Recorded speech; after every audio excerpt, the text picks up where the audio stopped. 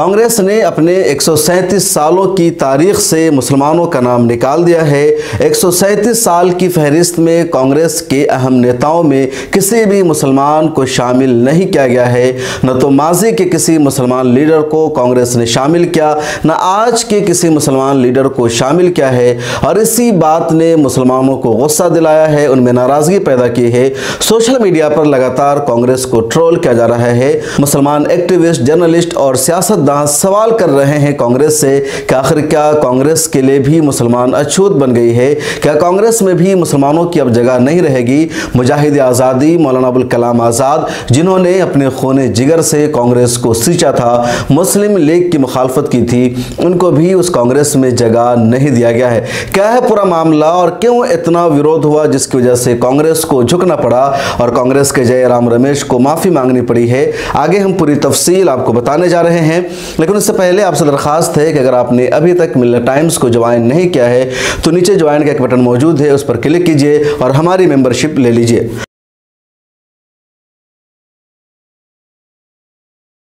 अस्सलाम वालेकुम रहमतुल्लाह, मैं हूं शम्स तबरेज़ कासमी और आप देख रहे हैं मिल्लत टाइम्स।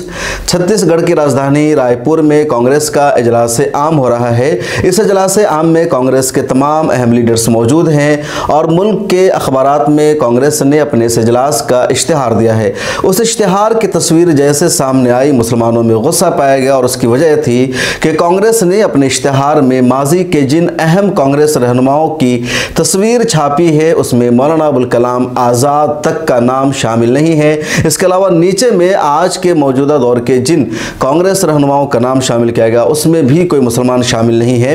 आप अपने स्क्रीन पर ये इश्तिहार देख सकते हैं। इसमें ऊपर में आप नज़र डालेंगे तो आपको साफ नज़र आएगा कि सबसे पहले महात्मा गांधी मौजूद है, उसके बाद पंडित जवाहरलाल नेहरू की तस्वीर मौजूद है, सरदार वल्लभ भाई पटेल की तस्वीर मौजूद है, भीमराव अम्बेडकर की तस्वीर मौजूद है, उसके अलावा लाल बहादुर शास्त्री, इंदिरा गांधी, राजीव गांधी और नरसिम्हा राव तक की तस्वीरें मौजूद है। लेकिन इस पूरी तस्वीर में मौलाना अबुल कलाम आज़ाद नहीं है। उसी इश्तिहार में नीचे की तरफ आएंगे तो आज के जो कांग्रेस के बड़े नेता है उनका नाम शामिल किया गया है। उनमें मनमोहन सिंह का नाम शामिल है, राहुल गांधी का नाम शामिल है, सोनिया गांधी का नाम शामिल है, मल्लिकार्जुन खड़गे का नाम शामिल है, लेकिन आज के किसी भी मुसलमान लीडर का नाम शामिल नहीं है। इसी बात की वजह से मुसलमानों ने कांग्रेस को ट्रोल करना शुरू किया, हंगामा किया, एतराज़ किया और कहा कि आखिर मौलाना अबुल कलाम आज़ाद को कैसे फरामोश कर सकती है कांग्रेस, इसके लिए जिम्मेदार कौन है? और कई लोगों ने ट्वीट किया। मौलाना बुरहानुद्दीन कासमी ने ट्विटर पर लिखा, जो ईस्टर्न क्रिश्चियन के चीफ एडिटर है, उन्होंने लिखा, अंग्रेजी में ट्वीट किया, are the Muslim new untouchable in the Indian politics now Muslim face among the present Congress leadership and even Maulana Azad is now taken off from the Congress founding fathers.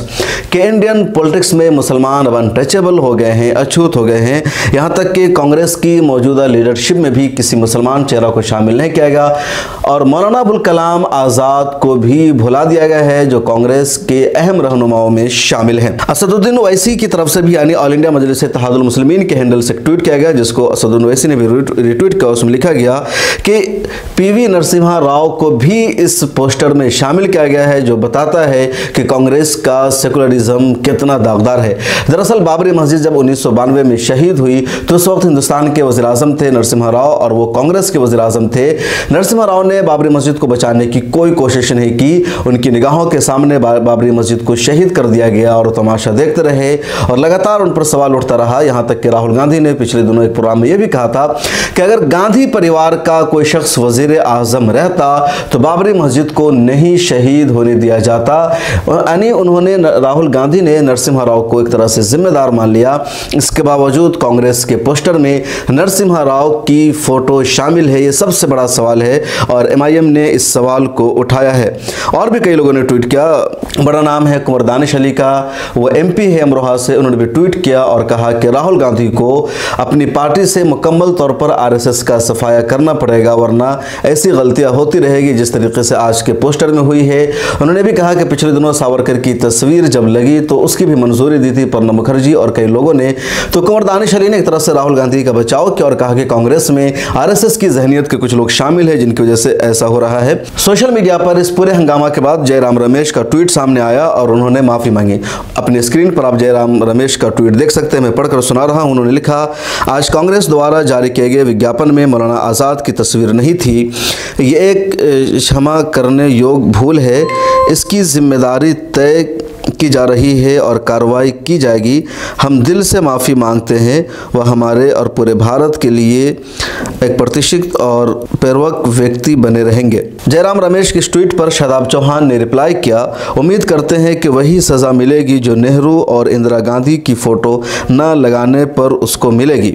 और 25 करोड़ मुसलमानों का एक और सवाल है जयराम रमेश जी कि बाबरी मस्जिद की शहादत रोकने में नाकाम नरसिम्हा राव की फ़ोटो की क्या ज़रूरत है, वह कहां से आइडियल हो गया कांग्रेस का। तो एक बड़ा सवाल है और कई लोगों ने भी ट्वीट किया। डॉक्टर मेराज हुसैन है, हाल ही में इन्होंने इस्तीफा दे दिया है क्योंकि नासिर और जुनैद की जब हत्या हुई है राजस्थान में और राहुल गांधी ने कोई ट्वीट नहीं किया, प्रियंका गांधी ने कोई ट्वीट नहीं किया, अशोक गहलोत की सरकार ने कोई मुआवजे का ऐलान नहीं करना, मुलाकात करने गए तो इन्होंने कांग्रेस से इस्तीफा दे दिया है। अहमद पटेल की टीम का हिस्सा रहे थे।